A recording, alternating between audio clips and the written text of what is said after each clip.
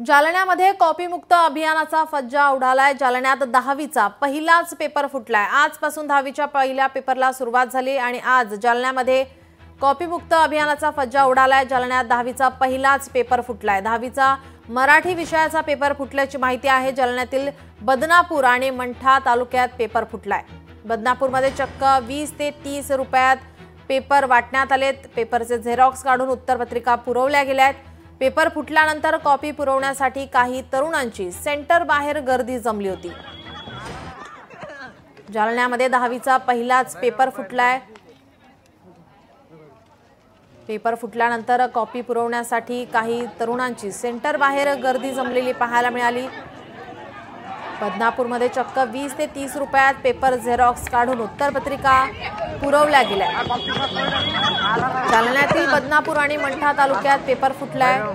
या पेपर फुटीमुळे आता संपूर्ण शहरामध्ये खळबळ माजली आहे। 10वीचा आजचा पहिला पेपर आजपासून परीक्षेला सुरुवात झालेली आहे। आजचा पहिला मराठीचा पेपर जालन्यामध्ये मात्र हा पेपर फुटलेला आहे। जालन्यातील बदनापूर आणि मंठा तालुक्यात पेपर फुटलाय। बदनापूरमध्ये चक्क 20 ते 30 रुपयात पेपर झेरॉक्स काढून उत्तरपत्रिका पुरवल्या गेल्या। आपले प्रतिनिधी सुधाकर जाधव आपल्या सोबत जोडलेत। सुधाकर, अतिशय धक्कादायक बातमी आपण पाहतोय, काय या संदर्भात आता कारवाई होतीये? नक्कीच नीलम, आपण जर पाहिलं तर आज 10वीचा पहिलाच पेपर आहे मराठी विषयाचा आणि या पहिल्याच पेपरचं जे उत्तरपत्रिका आहे ते बाहेर झेरॉक्स सेंटरवर अवघे 20 ते 30 रुपयामध्ये मिळत आहे। त्यामुळे कुठेतरी पेपर फुटल्याची ही जी बाब आहे ती धक्कादायक बाब समोर आली आहे। बदनापूर शहरामध्ये हा सर्व प्रकार घडला असून आता कॉपी देण्यासाठी जे तरुण वर्ग आहे ते कुठेतरी परीक्षा सेंटरच्या बाहेर गर्दी करताना पाहायला मिळत आहे।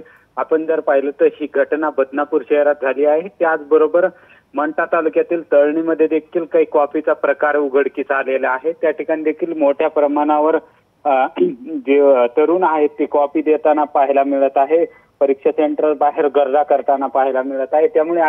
यामुळे जिल्हा प्रशासन आता खळबळून जागे झाले आहे। मात्र अद्यापही कुठलीही कारवाई झालेली नाहीये। सध्या हा प्रकार जो आहे तो एका अर्धा तासापूर्वीच घडलेला आहे। त्यामुळे आता या प्रकरणी काय कारवाई होते हे देखील पाहणं तितकंच महत्त्वाचं असणार आहे। जी, आपण जर पाहिलं तर परीक्षा सुरू होण्यापूर्वीच शिक्षण मंडळ हे सज्ज होतं, कॉपीमुक्त अभियान राबवत होतं। मात्र तरी सुद्धा या ठिकाणी कॉपी करण्यात आलेली आहे। आता ज्या ठिकाणी झेरॉक्सचे पेपर हे वाटण्यात आले, उत्तरपत्रिका ही वाटण्यात येत होती, त्याच्यावर सुद्धा कारवाई होणार आहे का? कारण की पोलिसांचा सुद्धा या परीक्षा केंद्रांबाहेर बंदोबस्त असतो आणि अशा वेळेस या ठिकाणी आपण विद्यार्थ्यांची गर्दी पाहतोय या ठिकाणी हे पेपर घेण्यासाठी, ही उत्तरपत्रिका घेण्यासाठी। नक्कीच नीलम, आपण जर पाहिलं तर हे जे परीक्षा सेंटरच्या बाहेर जे गर्दी आहे ती मोठ्या प्रमाणावर आहे आणि हा गर्दा जो आहे तो उत्तरपत्रिका बाहेर झेरॉक्स सेंटरवरून 20 ते 30 रुपयात अवघ्या 20 ते 30 रुपयात घेऊन परीक्षार्थींना देतात आणि गोंधळ करतात। मात्र ह्या झेरॉक्स सेंटरच्या जे परीक्षा सेंटर आहे त्याच्या जवळचे जे झेरॉक्स सेंटर आहे ते बंद करण्यात आले होते। मात्र शहरातील हे झेरॉक्स सेंटर आहे त्या ठिकाणी झेरॉक्स सुरू होते आणि त्याच ठिकाणी हे पेपर या ठिकाणी उत्तरपत्रिका या मराठी पेपरची भेटत होती। मात्र आता पोलीस प्रशासन यावर काय कारवाई करतं, झेरॉक्स सेंटरवर देखील कारवाई होऊ शकते। त्याचबरोबर हा पेपर कुठून फुटला आणि कोणी बाहेर आणला त्यांच्यावर देखील कारवाई होण्याची शक्यता आहे। नीलम जी, नक्कीच सुधाकर, याचे अपडेट आम्ही तुमच्याकडून घेतच राहू। तुर्तास धन्यवाद आपण दिलेल्या माहितीसाठी। लोकशाही मराठी ऐका, पहा, जागरूक रहा।